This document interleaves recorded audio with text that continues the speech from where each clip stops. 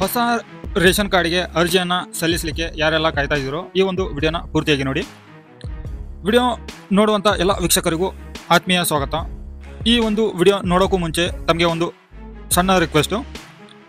ಅದೇನಂತಂದರೆ, ನಿಮ್ಮ ಮೊಬೈಲನ್ನು ಸ್ಟ್ರೇಟಾಗಿ ಹಿಡಿದೇನೆ ಅಡ್ಡ ಮಾಡಿ ಈ ಒಂದು ವಿಡಿಯೋನ ಪೂರ್ತಿಯಾಗಿ ನೋಡಿ, ಅಥವಾ ಲ್ಯಾಂಡ್ಸ್ಕೇಪ್ ಮಾಡಿಬಿಟ್ಟು ನಿಮ್ಮ ಒಂದು ಮೊಬೈಲನ್ನು ಈ ವಿಡಿಯೋನ ಪೂರ್ತಿಯಾಗಿ ನೋಡಿ.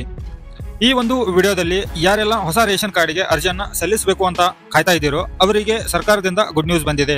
ಹಾಗಿದ್ದರೆ ಈ ವಿಡಿಯೋದಲ್ಲಿ ಹೊಸ ರೇಷನ್ ಕಾರ್ಡು, ಅದು BPL ಕಾರ್ಡ್ ಆಗಿರ್ಬೋದು ಅಥವಾ APL ಕಾರ್ಡ್ ಆಗಿರ್ಬೋದು, ಅರ್ಜಿ ಯಾರೆಲ್ಲ ಸಲ್ಲಿಸಬಹುದು, ಯಾವ ದಾಖಲೆಗಳು ಕಡ್ಡಾಯವಾಗಿರುತ್ತೆ, ಅರ್ಜಿ ಸಲ್ಲಿಸಲಿಕ್ಕೆ ಯಾವಾಗಿನಿಂದ ದಿನಾಂಕ ಪ್ರಾರಂಭವಾಗುತ್ತೆ, ಸಮಯ ಏನು, ಕೊನೆಯ ದಿನಾಂಕ ಯಾವಾಗ, ಮತ್ತು ಅರ್ಜಿಯನ್ನು ಎಲ್ಲೆಲ್ಲಿ ನೀವು ಸಲ್ಲಿಸಬಹುದು ಅಂತ ಹೇಳಿ ಒಂದೊಂದಾಗಿ ನಾನು ನಿಮಗೆ ಈ ಒಂದು ವಿಡಿಯೋದಲ್ಲಿ ಸಂಪೂರ್ಣವಾದಂಥ ಮಾಹಿತಿಯನ್ನು ತಿಳಿಸ್ಕೊಡ್ತೇನೆ.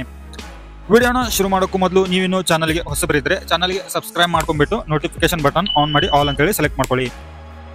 ವಿಡಿಯೋ ನೋಡಿದ ನಂತರ ನಿಮ್ಮ ಒಂದು ಅನಿಸಿಕೆ ಅಭಿಪ್ರಾಯಗಳನ್ನು ಕಮೆಂಟ್ ಮುಖಾಂತರ ತಿಳಿಸೋದನ್ನು ಮರಿಬೇಡಿ.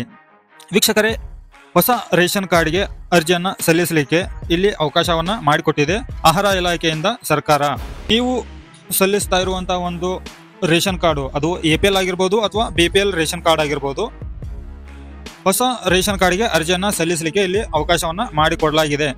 ಆದರೆ ಅದು ಎಲ್ಲ ವೀಕ್ಷಕರಿಗೂ ಅಥವಾ ಎಲ್ಲ ಸಾರ್ವಜನಿಕರಿಗೆ ಅರ್ಜಿಯನ್ನು ಸಲ್ಲಿಸಲಿಕ್ಕೆ ಅವಕಾಶ ಮಾಡಿಕೊಟ್ಟಿಲ್ಲ ಇಲ್ಲಿ. ಆದರೆ ಸರ್ಕಾರ ಅವಕಾಶ ಮಾಡಿಕೊಟ್ಟಿರುವಂಥ ಉದ್ದೇಶ ಏನು ಅಂತಂದರೆ, ಮೆಡಿಕಲ್ ಎಮರ್ಜೆನ್ಸಿ ಇರುತ್ತಲ್ವ, ಅಂಥವರಿಗೆ ಮಾತ್ರ ಇಲ್ಲಿ ಸರ್ಕಾರದಿಂದ ಹೊಸ ರೇಷನ್ ಕಾರ್ಡ್ಗೆ ಅರ್ಜಿಯನ್ನು ಸಲ್ಲಿಸಲಿಕ್ಕೆ ಅವಕಾಶ ಮಾಡಿಕೊಟ್ಟಿದೆ. ತುರ್ತು ಚಿಕಿತ್ಸೆಗಾಗಿ ಇದ್ದವರಿಗೆ ಮಾತ್ರ. ಹಾಗಿದ್ರೆ ಅರ್ಜಿ ಸಲ್ಲಿಸಲಿಕ್ಕೆ ಬೇಕಾಗಿರುವಂಥ ದಾಖಲೆಗಳು ಏನಂತಂದರೆ, ಈ ಶ್ರಮ ಕಾರ್ಡು ಕಡ್ಡಾಯ. ಈ ಶ್ರಮ ಕಾರ್ಡ್ ಇಲ್ಲ ಅಂತಂದರೆ ಇಲ್ಲಿ ರೇಷನ್ ಕಾರ್ಡ್ಗೆ ಅರ್ಜಿಯನ್ನು ಸಲ್ಲಿಸಲಿಕ್ಕೆ ಆಗೋದಿಲ್ಲ. ಜೊತೆಗೆ ಆಧಾರ್ ಕಾರ್ಡ್ ಬೇಕಾಗುತ್ತೆ ಪ್ರತಿಯೊಂದು ಸದಸ್ಯರದು. ಆಧಾರ್ ಕಾರ್ಡಿಗೆ ಲಿಂಕ್ ಇರುವಂಥ ಮೊಬೈಲ್ ನಂಬರ್ ಬೇಕಾಗುತ್ತೆ. ಜಾತಿ ಮತ್ತು ಆದಾಯ ಪ್ರಮಾಣ ಪತ್ರಗಳು ಬೇಕಾಗುತ್ತೆ. ಇಷ್ಟು ದಾಖಲೆಗಳು ಸದಸ್ಯರದಾಯ್ತಂದರೆ, ಇನ್ನು ನಿಮ್ಮ ಮನೆಯಲ್ಲಿ 6 ವರ್ಷದ ಒಳಗಿನ ಮಕ್ಕಳಿದ್ದರೆ ಜನನ ಪ್ರಮಾಣ ಪತ್ರ ಬೇಕಾಗುತ್ತೆ. ಇದೆಲ್ಲ ದಾಖಲೆಗಳು ಕಡ್ಡಾಯ. ಅರ್ಜಿ ಸಲ್ಲಿಸಲಿಕ್ಕೆ 3 ದಿನಗಳ ಕಾಲ ಅವಕಾಶ ಮಾಡಿಕೊಟ್ಟಿದೆ ಸರ್ಕಾರ. ದಿನಾಂಕ 17ನೇ ತಾರೀಕು 4ನೇ ತಿಂಗಳು 2025, ಅಂದರೆ ಏಪ್ರಿಲ್ 17ನೇ ತಾರೀಕು 2025ರಿಂದ 19 ಏಪ್ರಿಲ್ 2025ರವರೆಗೆ 3 ದಿನಗಳ ಕಾಲ ಅವಕಾಶ ಇದೆ. ಇಲ್ಲಿ ಸಮಯ ಬಂದುಬಿಟ್ಟು ಮಧ್ಯಾಹ್ನ 1 PM, ಅಂದರೆ 1 ಗಂಟೆಯಿಂದ ಮಧ್ಯಾಹ್ನ 3 PM, ಮಧ್ಯಾಹ್ನ 3 ಗಂಟೆವರೆಗೂ ಮಾತ್ರ ಹೊಸ ರೇಷನ್ ಕಾರ್ಡಿಗೆ ಅರ್ಜಿಯನ್ನು ಸಲ್ಲಿಸಲಿಕ್ಕೆ ಪ್ರತಿದಿನ ಅವಕಾಶ ಇರುತ್ತೆ.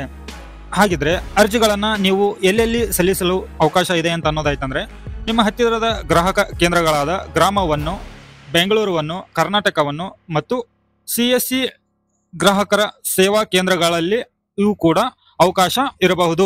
ವೀಕ್ಷಕರೇ, ಈ ಮಾಹಿತಿ ತಮಗೆ ಉಪಯೋಗ ಅನಿಸಿದ್ರೆ, ಈ ವಿಡಿಯೋದಲ್ಲಿ ಕೊಟ್ಟಿರುವ ಮಾಹಿತಿ ನಿಮಗೆ ಉಪಯೋಗ ಆಗಿದ್ರೆ ವಿಡಿಯೋಗೆ ಒಂದು ಲೈಕ್ ಕೊಟ್ಟು ಚಾನಲ್ಗೆ ಸಬ್ಸ್ಕ್ರೈಬ್ ಮಾಡಿ.